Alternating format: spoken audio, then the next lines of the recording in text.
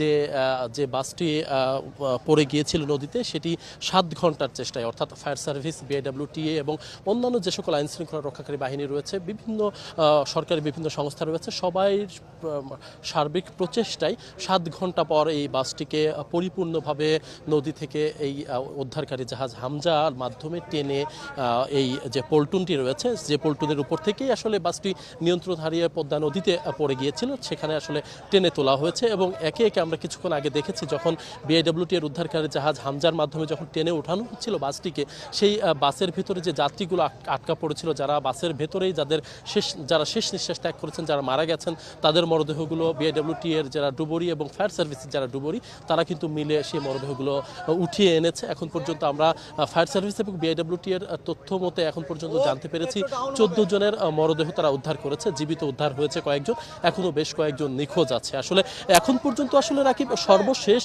যে অবস্থা, যে আসলে ঠিক কতজনের মৃত্যু হয়েছে, কতজন নিখোঁজ রয়েছে, সেই চিত্রটি আসলে এখন পর্যন্ত পরিষ্কার করে বলা যাচ্ছে না, কারণ উদ্ধারের যে চেষ্টা, ডুবুরিদের যে চেষ্টা, সেই চেষ্টা অব্যাহত রয়েছে। বিআইডব্লিউটি এর যে উদ্ধারকারী হামজার যে চেষ্টা, সেটি অব্যাহত রয়েছে এবং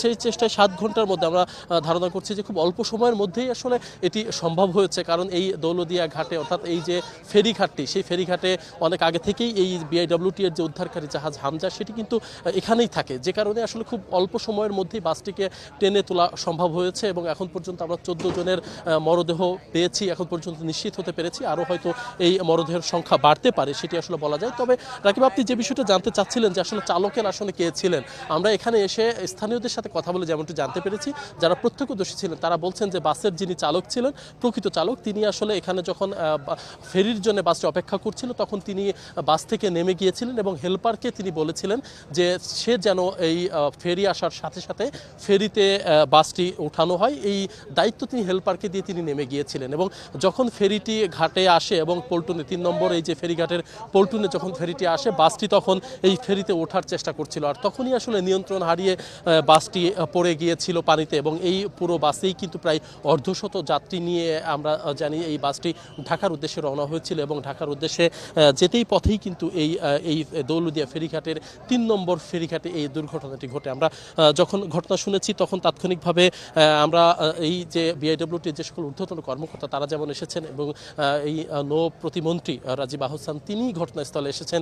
তিনি ঘটনাস্থলে এসে পুরো বিষয়টি, তিনি এই যে উদ্ধারের যে অভিযান, সেই উদ্ধারের যে উদ্ধার অভিযান, সেটি পুরো সময়টা রাত ১১টা থেকে আমরা দেখেছি তিনি এখন রাত প্রায় ১টা বাজতে চলেছে, তিনি ঘটনাস্থলে রয়েছেন। তিনি ঘটনাস্থলে থেকে পুরো উদ্ধারের যে অভিযানটি, উদ্ধারের যে চেষ্টা, পুরোটাই তিনি মনিটরিং করছেন, তিনি নিজে দাঁড়িয়ে থেকে পুরোটা দেখভাল করছেন। এবং আমরা একটি বিষয় একটু জানাতে চাই যে আসলে এই যে নৌ দুর্ঘটনা, এটি আসলে প্রতি বছরই কোনো না কোনো সময় এই ধরনের দুর্ঘটনা আমরা দেখতে পাচ্ছি, যে সড়ক দুর্ঘটনা এবং পাশাপাশি যে নৌ দুর্ঘটনা, একের পর এক মানুষের প্রাণহানি, এটি আসলে এক ধরনের দুঃখজনক চিত্র। আসলে বাংলাদেশের এই যে ব্যবস্থাপনায়, পরিবহন খাতের যে অব্যবস্থাপনা, সেটিও আসলে কিন্তু ফুটে উঠেছে রাকিব। কারণ আমরা স্থানীয়দের মাধ্যমে যেটি জানতে পেরেছি যে চালক আসলে নিজে চালকের আসলে ছিলেন না, একজন অদক্ষ হেল্পারের হাতে তিনি এই বাসটি ছেড়ে দিয়েছিলেন এবং অর্ধশত মানুষের যে জীবন, সেই জীবন নিয়ে কিন্তু এক ধরনের ছেলে খেলার মতো নমুনা চিত্র আমরা কিন্তু দেখলাম। আমরা ভিডিওতে যেমনটি দেখেছি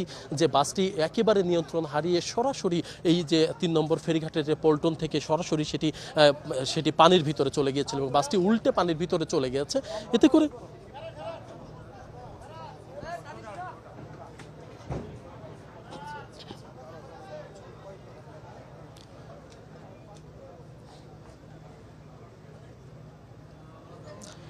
রাকিব, এখন পর্যন্ত এই যে সৌহার্দ্য পরিবহনের যে কর্তৃপক্ষ, অর্থাৎ যারা মালিক পক্ষ, তাদের কাউকে আমরা এই ফেরিঘাটে এসে পাইনি। এবং যে চালকের কথা বলা হচ্ছে, যিনি আসলে হেল্পারের হাতে গাড়িটি ছেড়ে দিয়ে তিনি নিচে নেমে গিয়েছিলেন, তাকেও এখন পর্যন্ত এখানে পাওয়া যায়নি। আসলে এই বিষয়টি আসলে তিনি কে ছিলেন, সৌহার্দ্য পরিবহনের কর্তৃপক্ষের সাথে আসলে আনুষ্ঠানিকভাবে কথা বলতে না পারলে এই চালকের পরিচয় সম্পর্কে আসলে নিশ্চিত হওয়া সম্ভব না। কারণ এই বাসটি আসলে ছেড়ে এসেছিল অনেক দূর থেকে, ছেড়ে এসে সেটি কিন্তু এসছে এখানে এই এই জায়গাটিতে। সুতরাং যে কারণে আসলে এখন পর্যন্ত এই পরিবহন কর্তৃপক্ষ তারা আসলে নিজেরা এখানে কেউ এখন পর্যন্ত আসেনি। এখানে শুধুমাত্র আইন শৃঙ্খলা রক্ষাকারী বাহিনী, ফায়ার সার্ভিস এবং বিআইডব্লিউটিএ তারা যৌথভাবে আসলে এই উদ্ধার অভিযানটি পরিচালনা করছে।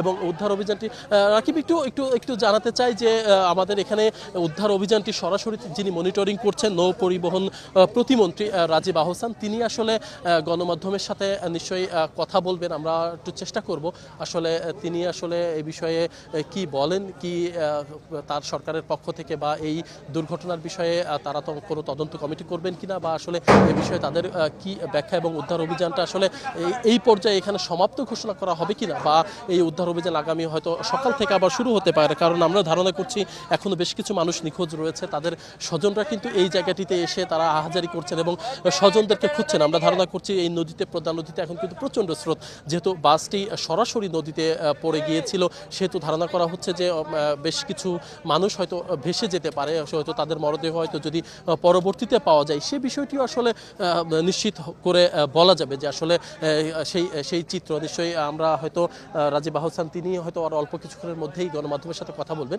আমরা হয়তো তিনি যখন গণমাধ্যমের সাথে কথা বলবেন তিনি কি জানান, সরকারের পক্ষ থেকে কি ব্যবস্থা নেওয়া হবে, এই ধরনের দুর্ঘটনা রোধে কি করণীয়, কি ব্যবস্থা নেবেন, এবং এই যে যারা মৃত্যুবরণ করেছেন তাদের বিষয়ে আসলে আর্থিক কোনো অনুদান বা সহায়তার ঘোষণা তিনি দিবেন কিনা সে বিষয়টি নিশ্চয়ই আমরা হয়তো আপনাদেরকে একটু অল্প কিছুক্ষণের মধ্যে জানাতে পারবো।